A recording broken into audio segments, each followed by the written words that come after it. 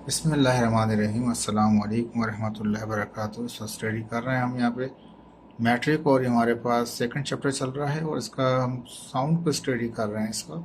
और साउंड के अंदर हम पहले पढ़ चुके हैं कि साउंड किस तरह से होता है, किस तरह जनरेट होता है। अब हम साउंड की स्पीड मालूम करना चाह रहे हैं। कुछ सवालात हैं, सवाल की टर्म बना दिया मैंने टॉपिक आपको, ताकि आपको पढ़ने में आसानी हो, समझने में भी आसानी हो कहना क्या चाहता है। How to find the speed of sound in air. कहता है हवा के अंदर साउंड की स्पीड क्या होगी।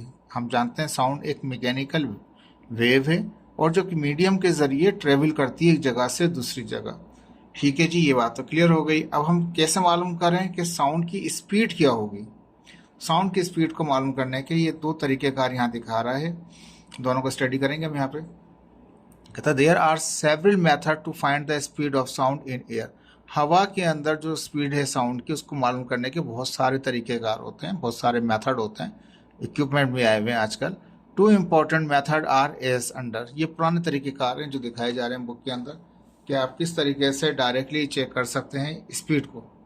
ठीक है, यहाँ पे कहता है पहले मेथड में कहता है measuring the speed of sound directly between 2 point. 2 points में बात ये है कि एक आदमी है, एक लड़की खड़ी हुई है यहाँ पे हमारे पास, उसके पास, लड़की के पास स्टॉप वॉच है। आदमी के हाथ के अंदर हमारे पास यहाँ पे वुडन के हमारे पास ब्लॉक हैं, जिसको वो आपस में टकराएगा और क्लैप, एकदम से एक साउंड पैदा हो जाएगा। जब आपस में क्लैप करेगा, उनको टकराएगा, उनको मिलाएगा, आपस में साउंड पैदा करेगा। जैसे ही वो साउंड इस लड़की तक पहुंचेगी, यानी कि जैसे वो स्टार्ट करेगा, वो फ़ौरन ही स्टॉप वॉच क्या करेगी, लड़की उसको ऑन कर देगी और फिर चेक करेगी कि ये कितने क्लैप करता है और कब तक आवाज़ आती है। पहले क्लैप की इसको आवाज़ आ जाएगी, इसने ऑन कर दिया। जब इस तरह 20 आखिरी 20 का रखा हुआ है यहाँ पे बुक के अंदर, या आप रैंडमली कर सकते हैं, कोई सा भी रख सकते हैं, लेकिन फिक्स रखा हुआ है क्वांटिटी। ठीक है, तो इसने क्वांटिटी रखी 20, कि 20वीं जब इसको साउंड आएगा तब ये ऑफ करेगी इस स्टॉप वॉच को। ठीक है, ये प्रैक्टिकल जरूर नहीं है 20 के लिए ही किया जाए, ये 10 क्लैप के लिए भी कर सकते हैं, 15 क्लैप के लिए भी कर सकते हैं, लेकिन जितने भी कर दिया, फिक्स कर लिया आपने जी मैं इतने क्लैप तक में चेक करना है, टाइम स्टार्ट करके ऑफ करने का। फिर इस प्रोसेस को कई बार रिपीट करेंगे ताकि पता चले कि एक्चुअल टाइम कितना है। क्योंकि जहाँ पे इसकी स्टॉप वॉच है, यानी कि उसका कान है, ये सुन रही है लड़की यहाँ से, और ये क्लैप कर रहा है, शोर कर रहा है, आवाज़ पैदा कर रहा है, साउंड वेव जनरेट कर रहा है, तो साउंड वेव यहाँ से हवा के ज़रिए मूव करके यहाँ तक इसके कानों तक आएगी। जब तक उसको ये आवाज़ नहीं आएगी, जब तक वो स्टार्ट स्टॉप नहीं करेगी इसको, स्टॉप वॉच को। जब पहले क्लैप की आवाज़ आएगी तो उस वक्त ये स्टार्ट करेगी। जब उसके बाद इसने फिक्स रखा हुआ है क्वांटिटी 20, तो आखिरी 20वीं क्लैप की आवाज़ आएगी, ये ऑफ कर देगी। फिर देखिएगी ये कितना टाइम इसने लिया। अब यहाँ से ये लिसनर है, लड़की यहाँ पे एज ए लिसनर है, और ये साउंड जनरेटर है, यानी कि जो लड़का है वो साउंड जनरेट कर रहा है और वो लड़की वहाँ पे लिसनर है हमारे पास। इनके दरमियान का जो फासला है वो 100 मीटर है। एक अंदाजा रखा गया ताकि आवाज़ आ जाए, ऐसा नहीं कि इतना दूर चला जाए वो बजाता ही रहे और आवाज़ भी ना आए, तो स्टॉप वॉच ही स्टार्ट ना कर सके तो प्रैक्टिकली फेल हो जाएगा। तो इतना फास्ट होना चाहिए कि वो साउंड को सुन तो सके। तो अब यहाँ पे क्या करता है, according to figure 2 persons are at 100 meter apart from each other. एक दूसरे से उनके दरमियान का फासला 100 मीटर दे रखा है। Distance can be measured by the trundle wheel. एक व्हील होता है, ट्रॉली व्हील होता है, जिसको लेके मूव कर रहे होते हैं, उससे हम मालूम कर लेते हैं कि यहाँ से यहाँ तक का फासला कितना है। वो हमारे पास 100 मीटर आ चुका है। Man has 2 wooden block. आदमी के पास 2 वुडन ब्लॉक हैं। इन हिज हैंड, उसके हैंड में, अबव द हेड, उसने अपने सर के ऊपर रख रखे हैं, यानी कि ऊपर, यानी कि हवा में ऊपर उठा रखे हैं इसने 2 वुडन ब्लॉक को। ठीक है, now he start to bang together. जैसे ही वो उसको स्टार्ट करता है, टकराता है, तो क्या करता है, एन अदर एंड, दूसरे एंड के ऊपर, a girl has stop watch in her hand.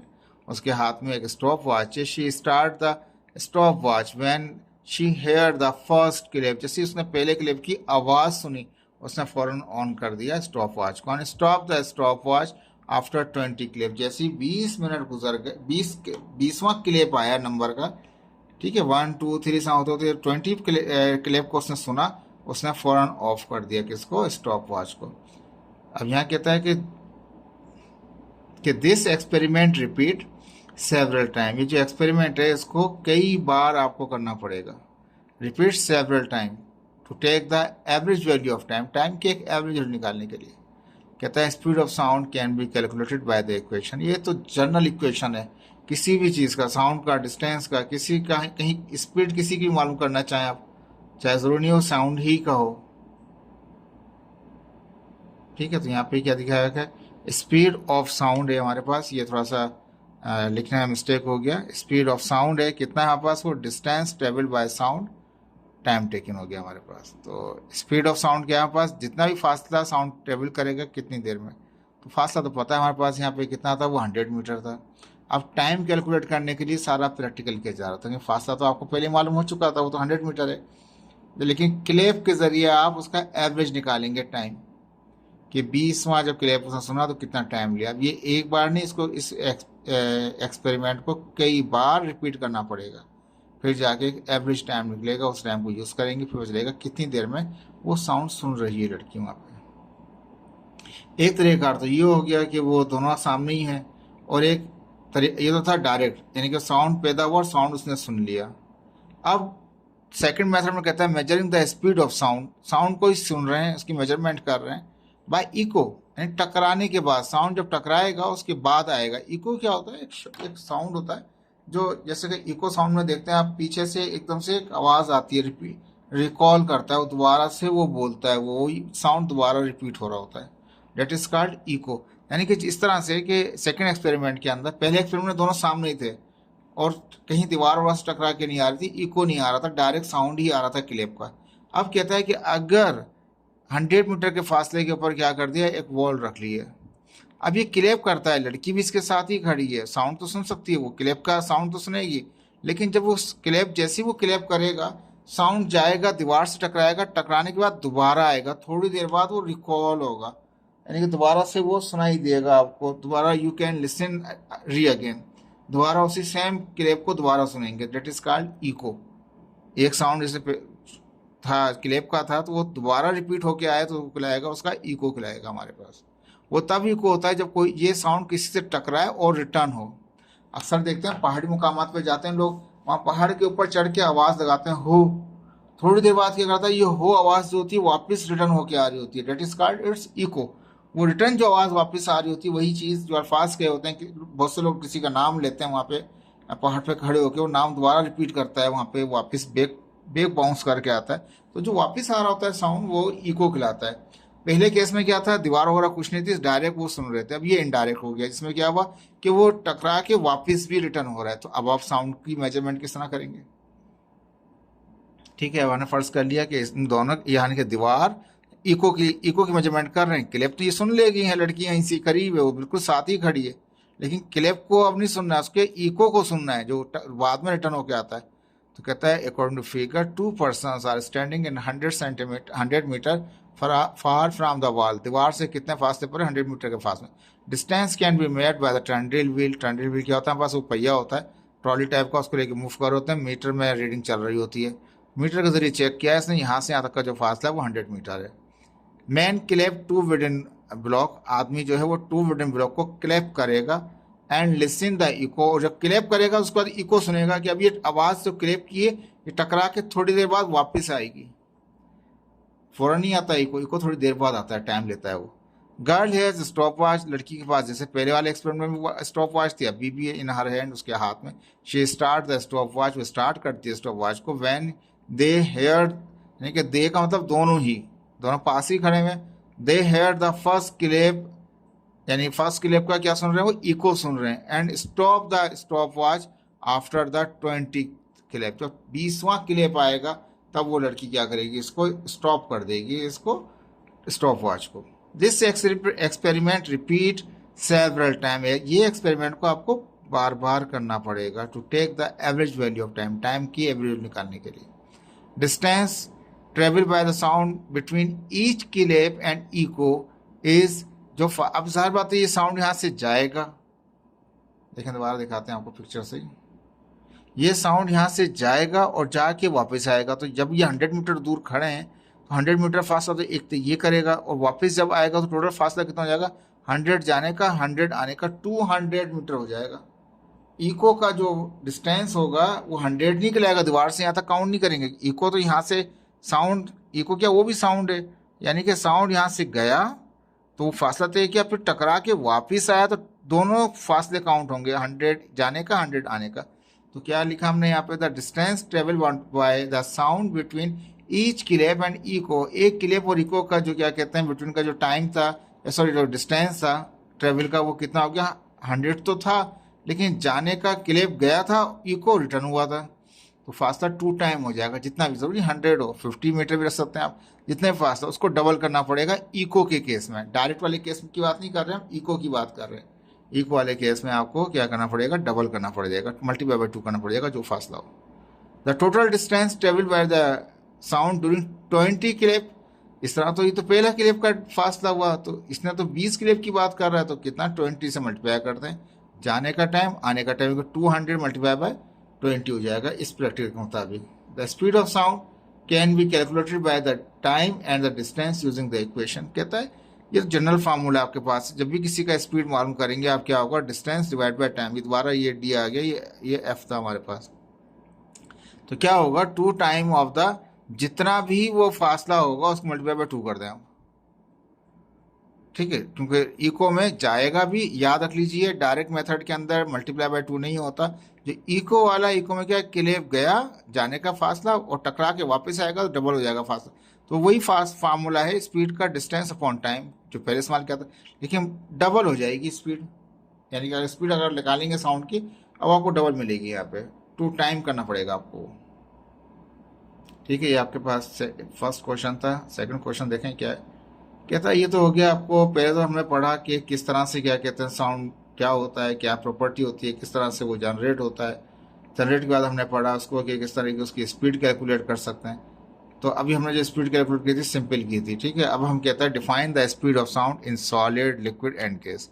वो तो एयर में आप चेक कर रहे थे कि हवा के अंदर कितना था, लेकिन सॉलिड में किस तरह से स्पीड ऑफ साउंड होगी, या लिक्विड के अंदर किस तरह से स्पीड ऑफ साउंड होगा, या गैस में किस तरह से होगा। तो हम जानते हैं जो सॉलिड होता है, सॉलिड में पार्टिकल एक दूसरे के बहुत करीब होते हैं, क्लोज होते हैं, वो सिर्फ वाइब्रेट कर रहे होते हैं, मूव नहीं कर रहे होते, और लेकिन स्पीड तेज होती है उनकी, ठीक है। लिक्विड में क्या होता है, वो थोड़ा दूर हो जाते हैं सॉलिड के मुकाबले में, गैसेस में तो और दूर हो जाते हैं और उनकी स्पीड भी कम हो जाती है। जितना ज़्यादा फास्ट वो वाइब्रेट करेंगे, इतना ही वो ट्रांसमिट कर सकते हैं किसको, या पास कर सकते हैं किसको, साउंड को। तो कहता है कि अब आप बताइए कि साउंड के अंदर स्पीड ऑफ साउंड, सॉलिड के अंदर स्पीड ऑफ साउंड क्या होगा, लिक्विड के अंदर स्पीड ऑफ साउंड क्या होगा, गैस में स्पीड ऑफ साउंड क्या होगा। तो उसका मतलब ये हो गया कि कंपेयर कर रहे हैं तीनों स्टेटों को। तो सॉलिड में ज़्यादा पार्टिकल्स ज़्यादा स्पीड अप होते हैं, तो वो इसके अंदर जो स्पीड होगी वो ज़्यादा होगी as compare to liquid. Liquid की थोड़ी ज़्यादा होगी एज़ कम्पेयर टू गैस। सबसे कम जो होगी वो गैस में होगी, उससे ज़्यादा लिक्विड में होगी, और उससे कम उससे भी ज़्यादा गैस में होगी वो सॉलिड में होगी। सॉलिड से गैस तक डिक्रीज होगी, गैस से सॉलिड तक आएंगे तो इंक्रीज हो रही होगी उसकी स्पीड, ठीक है। ये तो हो गया जनरल। अब कहता है कि जो साउंड वेव है वो तो मैकेनिकल वेव है, ये तो हम पढ़ चुके हैं। और मैकेनिकल वेव जो है वो उसको मीडियम चाहिए। तो any medium that contain the particle, ऐसे मीडियम जिसमें पार्टिकल हो, कैन ट्रांसमिट द साउंड, वो साउंड को ट्रांसमिट कर सकते हैं। जिसमें पार्टिकल हैं वो साउंड को ट्रांसमिट कर सकते हैं। The speed of sound is not same in all the medium. कहते हैं तमाम मीडियमों में स्पीड ऑफ साउंड सेम नहीं होती, हर मीडियम के हिसाब से अलग होगी। सॉलिड के लिए अलग होगी, लिक्विड के लिए अलग होगी, गैस के लिए अलग होगी। एयर, बारिश हो रही है, ऐसा इन्वायरमेंट, ह्यूमिडिटी वाला इन्वायरमेंट है, उसमें कुछ और होगी। तो कहता है स्पीड ऑफ साउंड सेम नहीं होती तमाम मीडियमों के लिए, ठीक है जी। ये तो याद रख लीजिएगा इसको, तमाम मीडियम में डिफरेंट होंगी। It is different in different medium, मुख्तलिफ मीडियम में ये मुख्तलिफ होती है। The speed of sound depend on the properties of the medium. Speed of sound depend करती है प्रॉपर्टीज पे, किसकी प्रॉपर्टीज पे, मीडियम की प्रॉपर्टीज पे, such as temperature, pressure, density through which the sound have to travel. जिसके ऊपर से, इसके जरिए से साउंड को ट्रेवल करना होता है, तो वो डिपेंड करता है उसकी मीडियम की प्रॉपर्टी के ऊपर, उस मीडियम की पार्टिकल के, उसके टेम्परेचर पे, उसके प्रेशर पे, उसकी डेंसिटी पे, ठीक है जी। तो इसका मतलब ये हो गया कि जो मीडियम है, मीडियम में अगर टेम्परेचर वेरिंग होगा तो ज़्यादा बात है उसकी स्पीड में फ़र्क पड़ेगा, प्रेशर पे होगा तो फ़र्क पड़ेगा, डेंसिटी पे होगा तो फ़र्क पड़ेगा। तो कहता है कि एक तो बात ये हो गई कि मीडियम जो है, डिफरेंट मीडियम होंगे तो स्पीड ऑफ साउंड डिफरेंट होगी। लेकिन अगर मीडियम सेम रखा हुआ है लेकिन अगर उसकी टेम्परेचर चेंज कर रहे हैं तो फिर फ़र्क पड़ जाएगा, ठीक है जी।